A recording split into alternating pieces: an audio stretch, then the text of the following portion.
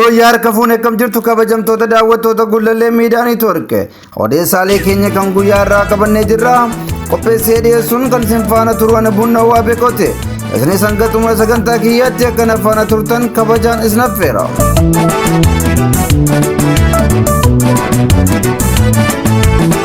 Miseensonni waraana bilxiginnaa afur humna fiinxaleessaa faannootti dabalamuuf osoo deemanii waraana bilisummaa Oromootiin butaman.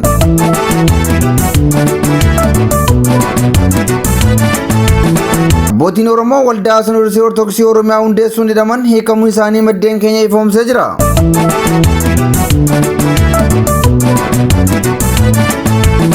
Kaaba Keeniyaa bulchiinsa Marsabit keessa waldhabdee boolla albuudaa baasuu keessatti dhalateen lubbuun namoota 6 darbuu maddeen keenya himan.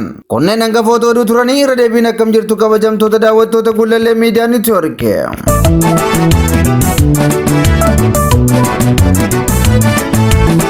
Miseensonni waraana bilxiginnaa afur humna fiinxaleessaa faannootti dabalamuuf osoo deemanii waraana bilisummaa Oromoo waboodhaan butaman. Godina Wallagga Bahaa mooraa waraana faashistii PP aanaa Diiggaa irraa miseensonni waraanaa weerartuu Abiyyi Ahimad dhalootaan Amaaraa ta'an afur humna fiinxaleessaa faannootti dabalamuuf osoo karaa deemanii waboodhaan butamuun himamee jira. Miseensonni waraana goleessaa PP faannootti dabalamuun ilmaan Oromoo ajjeesuuf deemaa otoo jiranii qabaman kunneen qawwee AKM 6 rasaasa 600 boombii 8 fi hidhannoo 4 qabatanii osoo socho'aa jiranii waraana bilisummaa Oromootiin odeessa hawaasa irraa argameen boojamanii jiru jedhame. Humnoonni fiinxaleessaa faannootti dabalamuuf deemaa osoo jiranii qabaman kunneen ajandaa hamaa faannoon Oromoo irratti qabuu fi ilmaan Amaaraa waraana faashistii PP keessa ta'anii ilmaan Oromoo irratti akka hojjetan dirqamni itti kennamuu himaniiru jedhame. Hanga achi keessa turanittis dirqamoota adda addaa faannoof akka ba'aa turan kan himan miseensonni kunneen loltoonni mootummaa farra Oromoo kan ta'e faannootti makamuuf osoo deemanii waboodhaan to'ataman kunneen mirgi booji'amaa isaanii eegamee fi to'annoo waraana bilisummaa Oromoo jala akka jiran maddeen keenya ifoomsaniiru.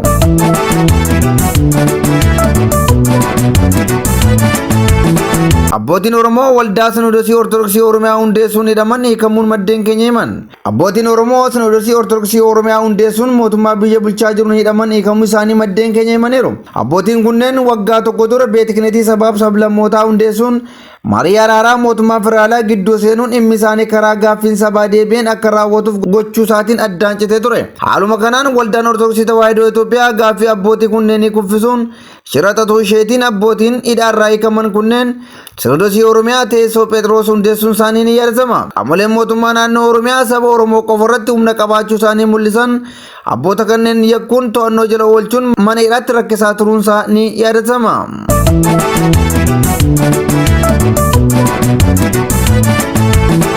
Godina Salaalee aanota garagaraa keessatti humnooti fiinxaleeyyii faannoo haleellaa raawwatan. Godina Salaalee aanota Daagii midhaa bu'aa bootee dharraa keessatti humnooti fiinxaleeyyii faannoo uummata irratti haleellaa raawwataa jiraniin miidhaan adda addaa uummata irra gahaa jiraachuu jiraattonni himan.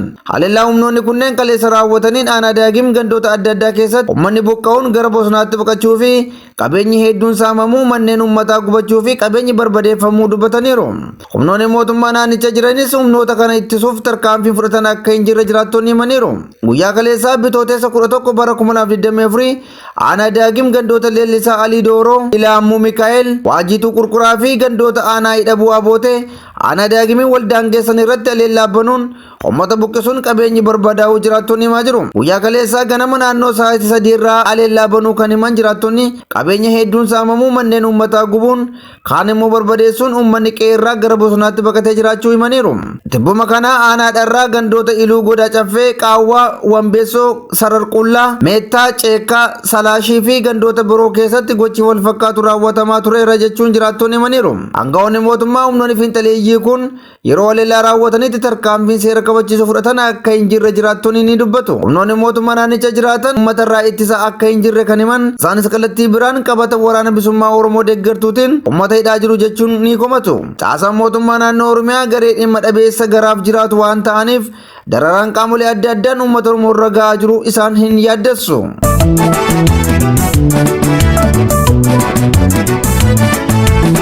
Godina addaa saba Oromoo Wallootti humnoonni Amaaraa haleellaa raawwataniin lubbuu namootaa balleessan. Godina addaa saba Oromoo Walloo aanaa Jillee Dhummuugaa magaalaa Jaawwaa iddoo Kollaash jedhamutti guyyaa kaleessa haleellaa humnoonni finxaleeyyii faannoo uummata irratti bananiin uummatarraa namoonni 12 ajjeefamuu fi kaanis madaa'uu jiraattonni ji'amanitti himaniiru. Humnoonni kun ganda wasan qurquraa seenuun maatii tokko keessaa nama 5 mana keessatti ajjeesaniirus jedhameera. Aanaa Jillee Dhummuugaa magaalaa Jaawwaa iddoo Kollaash jedhamu dabalatee kallattii sadiin haleellaa uummata irratti banuun ganama hangalkanii haleellaa taasisaniin kaleessa halkan naannoo sa'aatii 4 wasan qurqur seenuun maatii tokko keessaa daa'ima waggaa 5 dabalatee namoota 5 iddoo tokkotti ajjeesanii jiru jedhame. Mareem Umar, Ikraam Abdallaa, Kaaddoo Adam, Hawwaa Umar daa'ima waggaa 5 kan taatee fi Sa'aadaa Umar maatii tokko mana isaanii keessatti humnoota kanaan ajjeefamanii ta'uun ibsameera. Akkasumas iddoowwan moolaalee fi heellan jedhamanitti haleellaa ulfaataa uummata irratti taasisaa oolaniin namoonni hedduun ajjeefamuu fi madaa'uu jiraattonni himaa jiru. Sinqee Sayyid Ahmad, Jamaal Ahmad, Sarboo Huwidee, Ahmad Umar kanneen jedhaman warra lubbuun darbe yoo ta'an walumaa galatti kaleessa qofa namoonni 12 ajjeefamaniiru jechuun jiraattonni himaniiru. Uummanni Oromoo Walloo kallattiiwwan adda addaan haleellaa humnoota fiinxaleeyyii kanaa jala kan jiru waggaa ta'u waggaa waggaan baatii Ramadaanaa eeguun uummata irratti haleellaa ulfaataa raawwachuun ni beekama. Namoota madaan yaalchifachuuf daa'imman maatii dhaban deeggaruun uummanni bal'aan akka bira dhaabbatus maddeen GMN'if dhaamanii jiru. Haleellaa uummata irratti raawwatamu kana dhaabsisuuf humnoonni mootummaa tarkaanfii fudhachuun seera kabachiisuuf fedhii akka hin qabnes jiraattonni himaniiru. Humnoonni kunneen haleellaa walitti fufaa uummata Oromoo Walloo irratti raawwataa jiraachuu gabaasaa turuun keenyas ni yaadatama.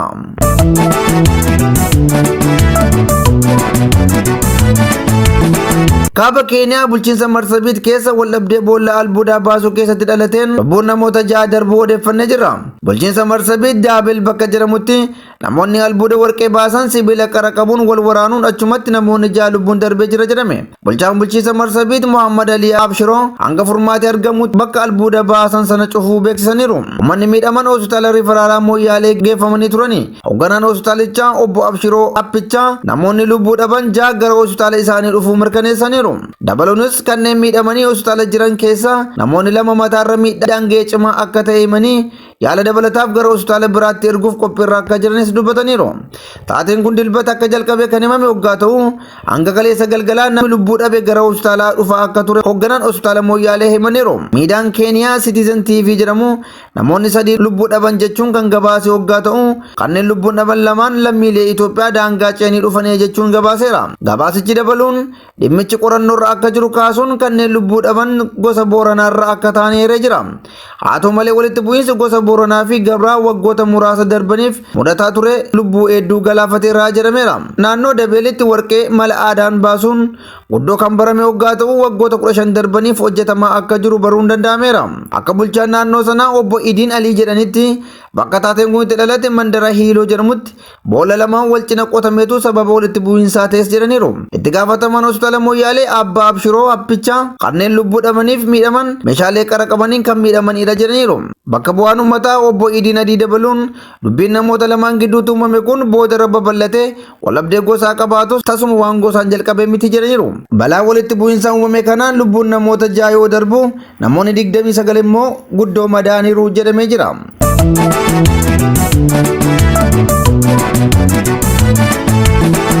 Ayyaani kabajamtoota daawwattoota Gullallee Miidiyaa Neetwoork odeessaaleen keenya kan guyyaa irraatiif qabanne kanneen hangasii turanii qopheessee dhiyeessuun kan isin faana tureen bunnoo waa beekootti wanta nu dhaggeeffattaniif galatooma.